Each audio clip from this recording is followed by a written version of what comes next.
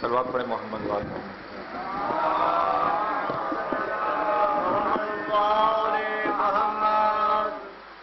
اعوذ باللہ من الشیطان الرجیم بسم اللہ الرحمن الرحیم الحمد للہ رب العالمین والعاقبۃ للمتقین وجنۃ للمؤمنین والنار للمنافقین والصلاة والسلام علی اشرف الانبیاء والمرسلین ابی القاسم محمد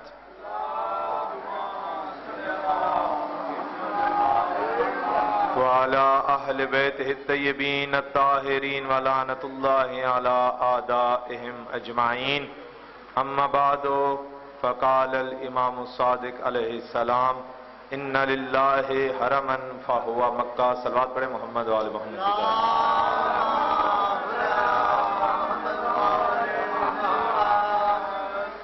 میرے لیے خوشبختی کا باعث ہے کہ میں ایک ایسی امام بارگاہ میں مجلس پڑھ رہا ہوں.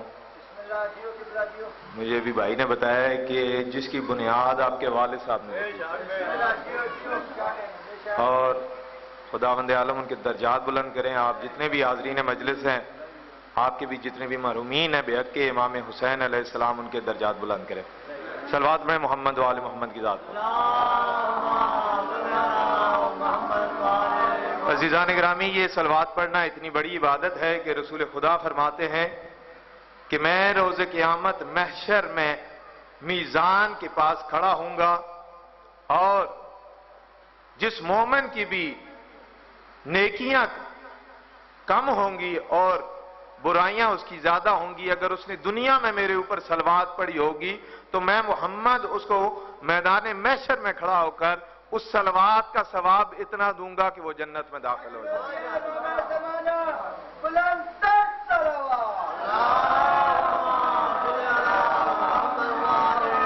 اتنا ثواب دوں گا اس صلوات کا کہ وہ جنت میں داخل. رسول خدا نماز فجر سے فارغ ہوتے ہیں اور اپنے اصحاب کی طرف رخ انور کر کے یہ فرماتے ہیں کہ میں نے آج رات کو خواب میں جناب حمزہ اور جناب جعفر کو دیکھا تو میں نے ان سے پوچھا کہ اس طرف میدان محشر اور برزخ میں تمہارے ساتھ کیا پیش آیا اور تمہارے لیے کون سی سب سے اہم چیزیں کہ جنہوں نے تمہارے بسم اللہ قبلہ توجہ کیجئے گا کہ جنہوں نے تمہیں نفع دیا، سود دیا. کہا تین چیزیں یا رسول اللہ ایسی تھیں کہ جن کی وجہ سے آج ہم میدان برزخ میں، میدان محشر میں آرام سے ہیں. کہا کون کون سی چیزیں تھیں؟ کہا پہلی چیز یہ تھی کہ ہم نے مکہ میں جن لوگوں کو پانی پلایا، یہ پانی پلانے کا ثواب اتنا تھا کہ اس کا ثواب آج ہمیں میدان محشر میں اتنا مل رہا ہے جو ناقابل بیان ہے. کہا دوسری چیز کون سی تھی؟ کہا دوسری چیز امیر المومنین علی ابن ابی طالب علیہ السلام کی محبت تھی. یہ دوسری چیز تھی کہ جو آج ہمیں اس مقام کے اوپر نفع دے رہی ہے. کہا تیسری چیز کون سی تھی؟ کہا تیسری چیز محمد و آل محمد کے اوپر صلوات پڑھنا. محمد و آل محمد کے اوپر صلوات پڑھنا تھا. تو عزیزان گرامی، یہ اتنی عظیم عبادت ہے. میں جب آیا تو میرے برادر عزیز وہ معراج کی حدیث پڑھ رہے تھے کہ رسول خدا جب سفر معراج پہ جاتے ہیں تو ایک فرشتے کو دیکھتے ہیں کہ جس کے ہزار ہزار ہاتھ ہوتے ہیں، ہزار ہزار ہاتھوں کی ہزار ہزار انگلیاں ہوتی ہیں، ہزار ہزار انگلیوں کے ہزار ہزار پور ہوتے ہیں. جبرائیل سے پوچھا ہے جبرائیل مجھے یہ بتاؤ اس فرشتے کا نام کیا ہے؟ میں تفصیل میں نہیں جاؤں گا. کہا یا رسول اللہ آپ خود اس سے پوچھیں. تو پوچھا کیا کام ہے تمہارا؟ کہا یا رسول اللہ روز اول سے لے کر آج تک جتنے بھی بارش کے قطرے اس زمین کے اوپر گرے ہیں میں ان کا حساب و کتاب جانتا ہوں.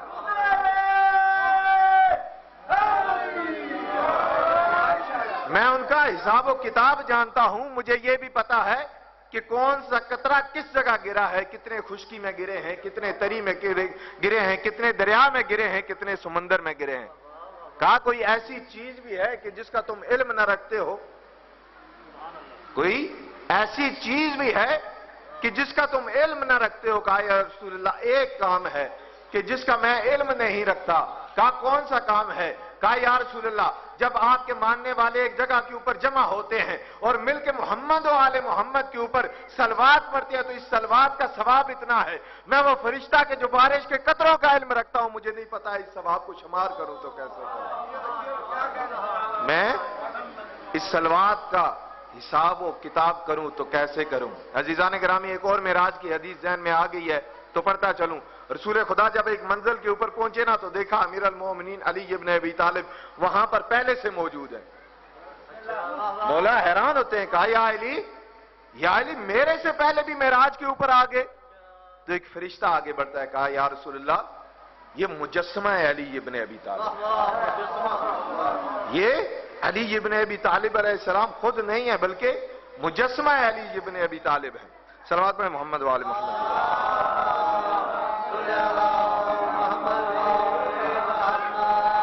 بارے دیگر بلند تر سر. کہا یا رسول اللہ یہ مجسمہ علی ابن ابی طالب ہے. کہا یہاں پر کس لیے نصب کیا؟ کہا یا رسول اللہ جیسے آپ علی ابن ابی طالب کی دنیا میں مشتاق دیدار ہوتے ہیں ویسے ہی عرش معلیٰ کے فرشتے زیارت علی ابن ابی طالب کے لیے آتے ہیں.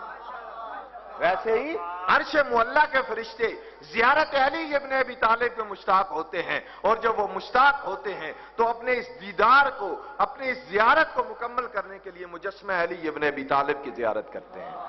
مجسمہ علی ابن ابی طالب کی زیارت کرتے ہیں.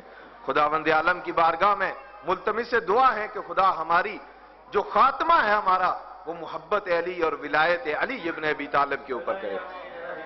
عزیزان گرامی اس دنیا میں کچھ مقام خاص ہوتے ہیں، کچھ زمان خاص ہوتے ہیں.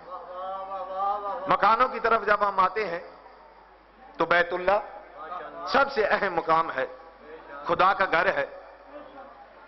مدینہ وہ کہ جس میں رسول خدا ہجرت کر کے تشریف لائے، ایک خاص مقام و مرتبہ رکھنے والا شہر ہے.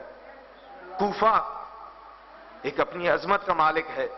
اسی طرح مسجد رسالہ، مسجد جمکران، اور اسی طرح دنیا کے اسلامی مقامات کے حوالے سے دیکھا جائے تو مختلف مقام ہیں کہ جو مختلف اہمیت کے حامل ہیں، مقام رکھتے ہیں. اور ہر شہر کی یا ہر اس مکان کی ایک علت ہوتی ہے، ایک وجہ ہوتی ہے کہ یہ علت ہے اس وجہ سے بیت اللہ کی اتنی عظمت ہے، یہ علت ہے اس وجہ سے مدینہ الرسول کی اتنی عظمت ہے، مسجد کوفہ کی اتنی عظمت ہے. رسول خدا سے میں نے جس حدیث کو پڑھنے کا شرف حاصل کیا ہے اس میں ایک شہر کی عظمت کو بیان کیا جا رہا ہے. اس شہر کی عظمت کو بیان کیا جا رہا ہے کہ جس کے بارے میں رسول خدا فرماتے ہیں کہ اس شہر میں بسنے والے تمام کے تمام جنتی ہیں. جس کے بارے میں صادق آل محمد نے ایک اور حدیث فرمائی کہ اس شہر میں جنت کے 3 دروازے کھلتے ہیں. امیر المومنین علی ابن ابی طالب نے اس شہر کے رہنے والوں کے اوپر درود بھیجا ہے. امام موسیٰ کاظم نے اس شہر کے رہنے والوں کو کہا کہ یہ وہ شہر ہے جو عشق آل محمد ہے، یہ وہ شہر ہے کہ جو آل محمد کا گھرانہ ہے. اسی طرح مختلف حدیثیں ہیں اس شہر کی عظمت کے بارے میں. وہ شہر کون سا ہے؟ وہ کم المقدس ہے. وہ کم المقدس کا شہر ہے کہ جب رسول خدا معراج کے اوپر تشریف لے کر گئے، اس شہر کا نام کم کس طرح پڑا؟ تو جب رسول خدا جا رہے تھے تو ایک شہر دیکھا کہ جس شہر میں نور ہے، نور بلند ہو رہا ہے، اور وہاں پر ایک انسان بیٹھا ہے، ایک شیطان بیٹھا ہے کہ جس نے ایک ٹوپی پہنی ہوئی ہے. اور رسول خدا نے جناب جبرائیل سے پوچھا، اے جبرائیل یہ کون سا شہر ہے اور یہ کون سی شخصیت بیٹھی ہوئی ہے یہاں پر؟ کہا کہ یا رسول اللہ یہ آپ کے شیعوں کا شہر ہے، یہ امیر المومنین علی ابن ابی طالب کے شیعوں کا شہر ہے۔ کہا یہ بیٹھا کون ہے؟ کہا یا رسول اللہ یہ شیطان بیٹھا ہوا ہے۔ تو اس وقت رسول خدا نے فرمایا قم باذن اللہ، کہ اے شیطان ملعون اس شہر سے خدا کے حکم سے اٹھ جا، دور ہو جائے اس شہر سے۔ تو یہاں سے اس شہر کا نام قم پڑتا ہے۔ عزیزان گرامی، یہ وہ شہر ہے کہ جس شہر کی طرف جنت کے 8 دروازوں میں سے 3 دروازے کھلتے ہیں۔ اس شہر کے رہنے والوں کے لیے یہ حدیث ہے کہ جو بھی اس شہر میں دفن ہوگا اس کا حساب و کتاب نہیں ہوگا، اس کا کوئی حساب و کتاب نہیں ہوگا۔ عزیزان گرامی، کچھ شہر ایسے ہیں کہ جو مستقیم جنت سے زمین کے اوپر لائے گئے۔ پہلا شہر امام حسین کی وہ عظیم بارگاہ کربلا معلی، جو خود معلی ہو اس کے اوپر یہ کہنا کہ یہ جنت کی ہے دلیل نہیں رکھتی، جو خود یا عرش معلی ہے یا کربلا معلی ہے، یا عرش معلی ہے یا حسین کی کربلا معلی ہے۔ کربلا کی یہ جو مٹی ہے، یہ جو زمین ہے، یہ عرش سے لائی گئی ہے، یہ جنت سے لائی گئی ہے۔ اور جب قیامت برپا ہوگی تو روایات یہ کہتی ہیں کہ اس زمین کو اسی طرح اٹھا کر جنت میں لے جایا جائے گا، اس زمین کو اسی طرح اٹھا کر جنت میں لے جایا جائے گا۔ ابھی بزرگان یہ فرماتے ہیں کہ جب بھی تمہیں سعادت نصیب ہو، کربلا معلی کی زیارت کرو تم، تو وہاں سے خاک اٹھا کر لے آیا کرو، خاک کربلا اٹھا کر لے آیا کرو۔ کہا کس لیے؟ کہا کہ اپنے مرحومین کی قبروں کے اوپر ڈالا کرو۔ کہا کس لیے؟ کہا اس لیے کہ جیسے یہ زمین کربلا معلی ہے اور اس کو اٹھا دیا جائے گا، جہاں جہاں پر اس زمین کے ذرے اور ذرات ہوں گے اس زمین کو بھی اٹھا لیا جائے گا، اس زمین کو بھی اٹھا لیا جائے گا۔ دوسری جو زمین ہے وہ زمین قم المقدس ہے، یہ وہ زمین ہے کہ جو کربلا معلی کی زمین ہے۔ عزیزان گرامی، میں نے کہا تھا کہ کیوں اتنی عظمت بیان کی گئی ہے اس شہر کی، تو امام جعفر صادق علیہ السلام فرماتے ہیں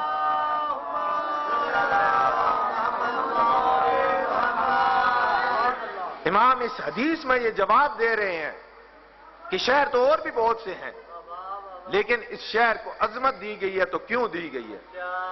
ان للہ حرما فہو مکہ، خداوند عالم کا ایک حرم ہے کہ جو مکہ ہے، والے رسول ہی حرمن، اور رسول خدا کا ایک حرم ہے کہ جو مدینہ ہے، والے امیر المومنین حرمن، اور امیر المومنین علی ابن ابی طالب کا ایک حرم ہے کہ جو کوفہ ہے، ولنا حرمن، امیر المومنین کے بعد جتنے بھی معصومین آتے ہیں سب کے لیے لنا کی ضمیر استعمال کی گئی ہے کہ ہمارے لیے جو حرم ہے وہ کون سا حرم ہے؟ وَلَنَا حَرَمًا وَهُوَ عُشُّ آلِ محمد القم المقدسہ، کہ ہمارے لیے جو حرم ہے وہ عُشُّ آلِ محمد ہے، وہ قم المقدس کا شہر ہے جو ہم سب کا حرم ہے، جو ہم سب کا حرم ہے۔ اگر بات یہیں تک ہوتی تو پھر بھی سوال باقی تھا کہ حرم تو آپ کا ہو گیا لیکن اتنی عظمتیں کس لیے؟ تو امام اس وقت فرماتے ہیں سَتُدْفَنُ فِيهِ اِمْرَةٌ مِّن وَلْدِي، ان قریب میری ایک بیٹی اس شہر میں دفن ہوگی کہ جو بھی اس کی زیارت کرے گا جنت اس کے اوپر واجب ہو جائے گی، جنت اس کے اوپر واجب ہو جائے گی۔ عزیزان گرامی، یہ کب فرما رہے ہیں؟ یہ اس وقت فرما رہے ہیں کہ جب حضرت بی بی معصومہ کم جو امام موسیٰ کاظم کی بیٹی ہیں وہ اس دنیا میں بھی تشریف نہیں لائی تھی، جو اس دنیا میں بھی تشریف نہیں لائی تھی۔ 2 خواتین ایسی ہیں کہ جن کی عظمت اتنی بیان کی گئی ہے کہ جو ناقابل بیان ہے۔ ایک جناب زینب سلام اللہ علیہ معصومین کو چھوڑ کر، حضرت زہرا سلام اللہ علیہ کو چھوڑ کر 2 خواتین، ایک زینب سلام اللہ علیہ ہے اور ایک بی بی معصومہ کم ہے۔ یہ 2 ہستیاں ایسی ہیں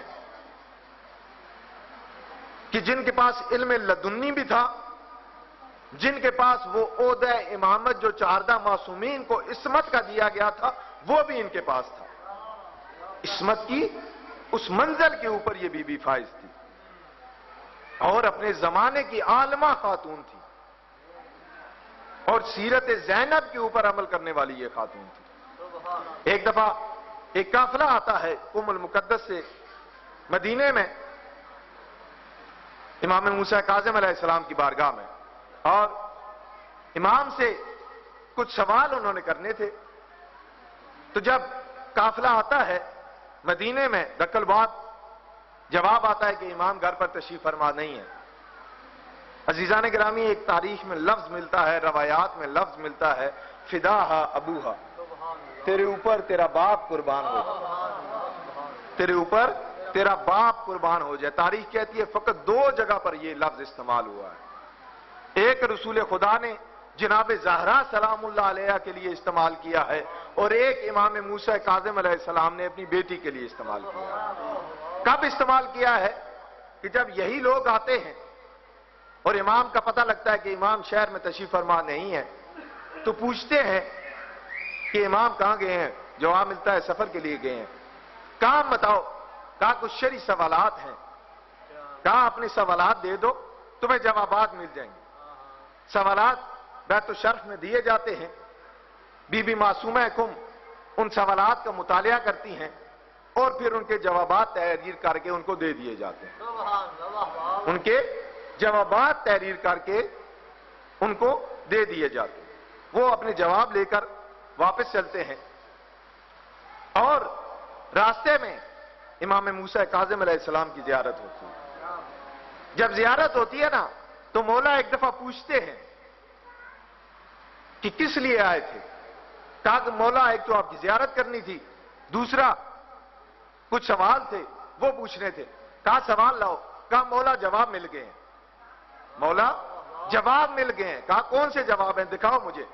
تاریخ یہ کہتی ہے، روایات یہ کہتی ہیں کہ امام موسیٰ کاظم علیہ السلام نے وہ خط کھولا اور عبارت پڑھتے جاتے ہیں اور مسکراتے جاتے ہیں اور ایک ہی جملہ بولتے جاتے ہیں، فداہا ابوہا، فداہا ابوہا، تیرے اوپر تیرا باپ قربان ہو جائے، تیرے اوپر تیرا باپ قربان ہو جائے. عزیزان گرامی، یہ اتنی عظیم خاتون ہے کہ ایت اللہ العظمہ مرعشی نجفی کے بارے میں یہ واقعہ ملتا ہے کہ ان کی والد گرامی نے امیر المومنین علی ابن ابی طالب کے حرم میں 40 دن توسل کیا اور ایک ہی دعا مانگی، مولا میں آپ کا بیٹا ہوں، سید زادہ ہوں، مجھے اپنی جدہ جناب زہرا سلام اللہ علیہ کی قبر کا نشان بتا دیں. جب 40 دن گزر جاتے ہیں نا تو 40 دن گزرنے کے بعد عالم رویا میں مولا کی زیارت ہوتی ہے. قبلہ اس کو جب مولا کی زیارت ہوتی ہے تو ایت اللہ مرعشی نجفی کے والد اپنا سوال دہراتے ہیں کہ مولا آپ کا بیٹا ہوں اور مجھے اپنی جدہ کی قبر کا نشان چاہیے. تو امیر المومنین علی ابن ابی طالب علیہ السلام ایک جملہ فرماتے ہیں، کہا ہے میرے بیٹے، جناب سیدہ زہرا سلام اللہ علیہ کی جو قبر ہے وہ خدا کے رازوں میں سے ایک راز ہے. وہ خدا کے رازوں میں سے ایک راز ہے. لیکن اگر تم چاہتے ہو کہ قبر جناب سیدہ کی زیارت کر سکو اور ان کی زیارت کا ثواب حاصل کر سکو تو جاؤ، قم میں میری ایک بیٹی دفن ہے، جاؤ قم میں میری ایک بیٹی دفن ہے، ان کی زیارت کرو، تمہیں وہی ثواب ملے گا جو جناب زہرا کی قبر کا ثواب ہے. علماء لکھتے ہیں کہ کسی بیماری کی وجہ سے وہ خود نہیں آ سکے اور انہوں نے اپنے بیٹے کو ایت اللہ العظمہ مرعشی نجفی کو قم میں بھیجا، اور ایت اللہ العظمہ مرعشی نجفی تقریباً نجف سے قم میں آنے کے بعد حدوداً 30-40 سال کا عرصہ ہے، اور اس 30-40 سال میں یہ بتاتے ہیں قم کے لوگ کہ ان 40 سالوں میں صبح جو سب سے پہلا ظاہر بی بی ہوتا تھا وہ ایت اللہ العظمہ مرعشی نجفی ہوا کرتی تھی. اور جب یہ سید اس دنیا سے گیا تو سید نے یہ وصیت کی کہ دیکھو 2 چیزیں میرے کفن میں رکھنا، دو چیزیں میرے کفن میں رکھنا. آج بھی یہ وصیت قم میں ان کی قبر ہے, بہت بڑی لائبریری ہے مرعشی نجفی کی, جس کا دنیا کی بڑی لائبریریوں میں حساب ہوتا ہے قبلہ. وہاں پر ان کے دروازے پر, لائبریری کے دروازے پر ہی ان کی قبر ہے, اور قبر کے اوپر وہ وصیت لکھی ہوئی ہے. کون سی دو چیزیں تھیں؟ کہا کہ میں نے ساری زندگی جس مصلے کے اوپر بیٹھ کر عبادت کی ہے, یہ مصلہ میرے کفن میں رکھنا. دوسری چیز کہا میں نے ساری زندگی جس رومال سے جناب زہرا اور آل زہرا کے اوپر آنسو صاف کیے نا جس رومال سے, وہ رومال میرے کفن میں رکھنا. وہ رومال میرے کفن میں رکھنا. عزیزان گرامی, یہ آنسو جناب زہرا سلام اللہ علیہ کو بڑے عزیز ہیں. میں مسائل نہیں پڑھنا چاہتا. ایک عالم دین آتا ہے اول محرم کو, اور وہ عالم رویا میں دیکھتا ہے زیارت امام حسین ہوتی ہے, تو امام حسین کے جسم اطہر پر وہ تمام مظالم, وہ تمام زخم جو تھے, وہ عالم دین دیکھتا ہے, گریا کرتا ہوا اٹھ جاتا ہے, گریا کرتا ہوا اٹھ جاتا ہے. دن گزرتا ہے, عاشور کے دن 11 محرم کو وہ دوبارہ دیکھتا ہے. اب جو دیکھتا ہے نا امام کو, تو دیکھتا ہے کہ تمام زخم ٹھیک ہو گئے, فقط 2 زخم باقی ہیں. پوچھا مولا اس کی وجہ کیا ہے؟ ان 10 دنوں میں ایسا کون سا انقلاب آیا ہے کہ آپ کی تمام کے تمام زخم ٹھیک ہو گئے؟ کہا علم دین, میری ماں زہرا ہر اس مجلس میں جاتی ہے کہ جس مجلس میں میرے عزادار بیٹھ کر میرے اوپر گریا کرتے ہیں, اور میری ماں زہرا ان آنسوؤں کو اپنے رومال میں جمع کرتی ہے. جمع کر کے وہ رومال میرے ان زخموں کے اوپر لگاتی ہے, تو میرے یہ زخم ٹھیک ہو جاتے ہیں. اتنے عظیم ہے عزیزان گرامی یہ آنسو. علامہ مہدی بار العلوم کے بارے میں واقعہ ملتا ہے, کیونکہ یہ جو آنسو ہے, اس آنسو کی اتنی فضیلت ہے کہ اگر ایک آنسو گر جائے تو امام رضا علیہ السلام فرماتے ہیں کہ اگر تم چاہتے ہو کہ تمہارے تمام کے تمام گناہ معاف ہو جائیں, چاہے وہ صغیرہ ہوں, چاہے وہ کبیرہ ہوں, چاہے وہ قلیل ہوں, چاہے وہ کثیر ہوں, تو علی ابن حسین کے اوپر گریا کرو.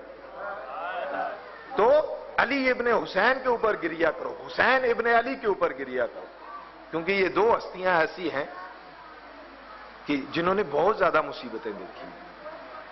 اور عزیزان گرامی ایک اور حدیث آئی ہے تو بیان کرتا چلوں. امام جعفر صادق عظمت, اس آنسو کی عظمت بیان کرنا چاہتا ہوں. امام جعفر صادق علیہ السلام سے کسی نے پوچھا, مولا جہنم کتنی بڑی ہے؟ جہنم کتنی بڑی ہے؟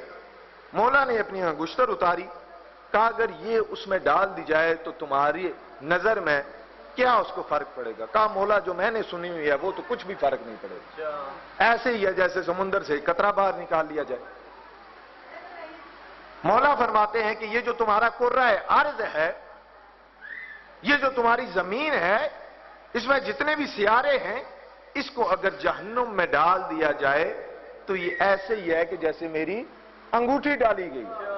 جیسے انگوٹھی ڈالنے سے کوئی اثر نہیں ہوتا, ایسے یہ کرہ ارض ڈال دیا جائے تو کوئی اثر نہیں ہوتا. کامل و زیارات سے یہ میں حدیث پڑھ رہا ہوں.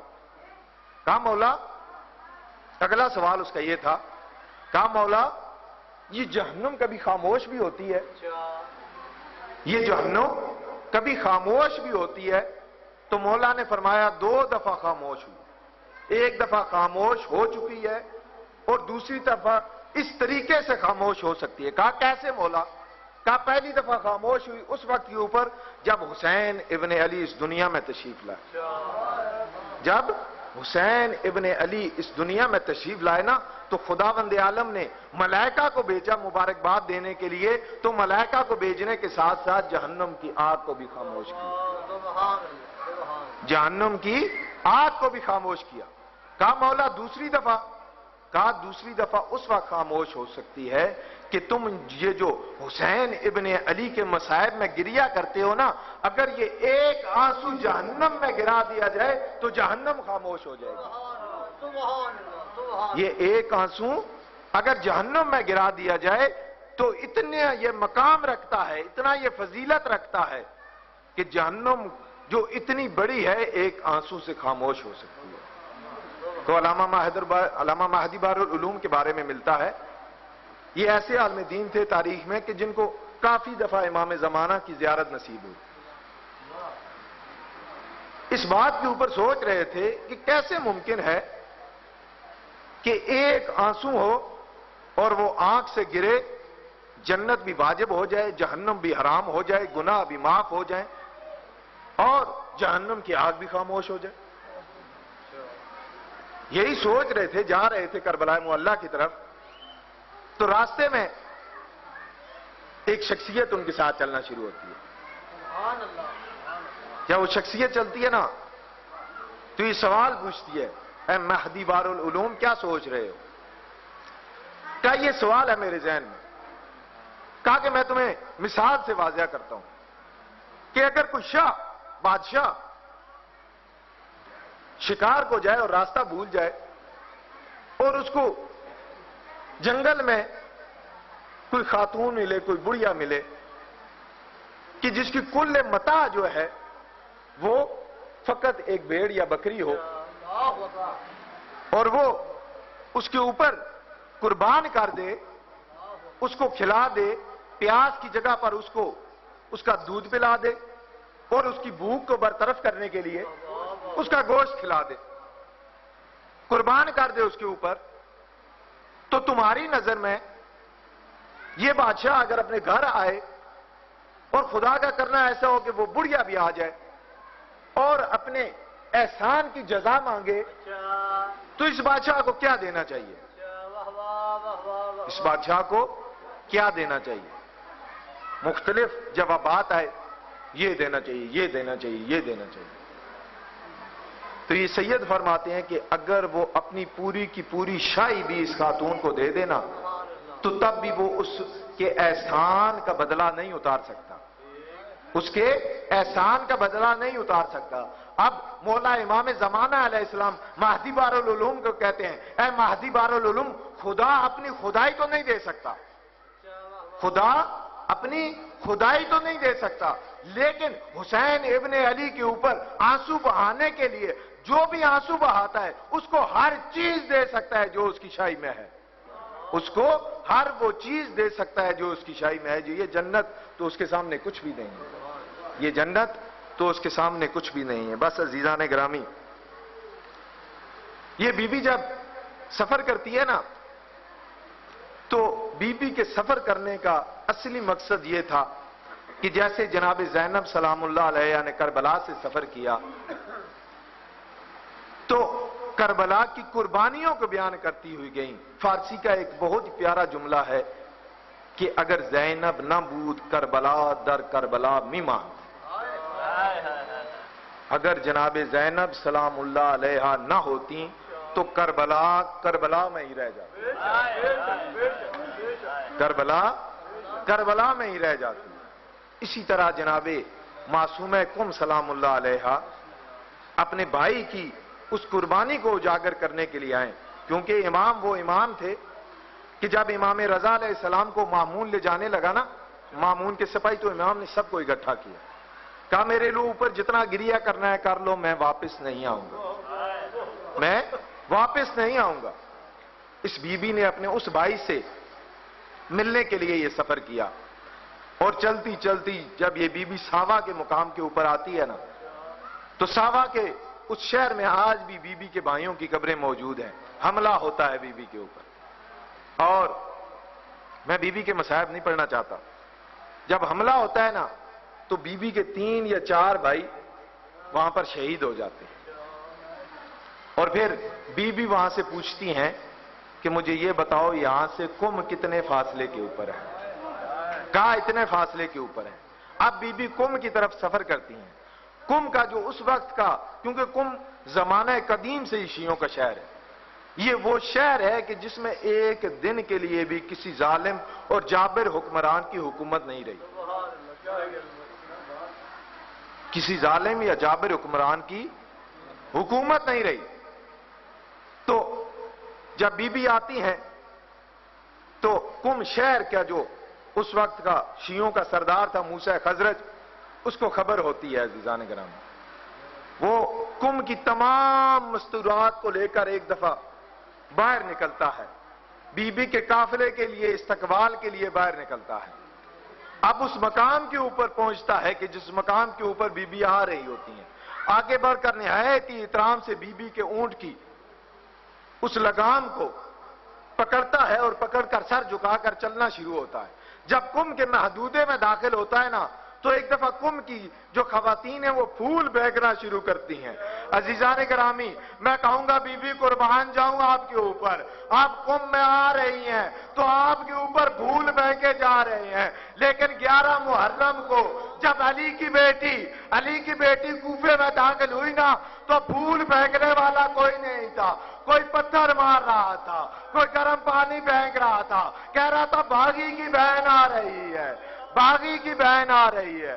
بس عزیزان گرامی، بی بی جب داخل ہوتی ہے نا، فقط میں 2 جملے مصاحب کے پڑھوں گا، 2 جملے مصاحب کے۔ جب بی بی داخل ہوتی ہیں تو بی بی کو ایک سلام پڑھنا ہے میں نے۔ وہ سلام یہ تھا کہ جب بی بی داخل ہوتی ہیں، شہر کوفہ میں داخل ہوتی ہیں، تو ایک سلام کی صدا آتی ہے، السلام علیکہ یا ابا عبداللہ۔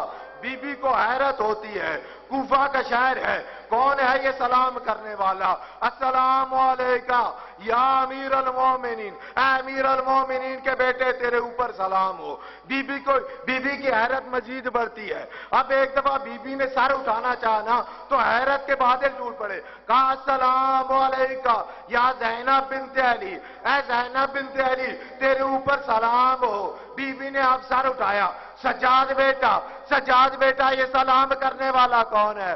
کہا پھوپھی اماں آپ کے بھائی جناب مسلم کا سر ہے، کہ جو آج بھی کوفہ کے شہر میں، کوفہ کے صدر دروازے کے اوپر لٹکا ہے، وہ آپ کو سلام کر رہا ہے۔ اب آخری روایت، امام جب مدینے میں تھے نا، امام سجاد جب مدینے میں تھے تو ایک شخص آگے بڑھتا ہے، آگے بڑھ کے کہتا ہے کہ مولا ایک سوال ہے۔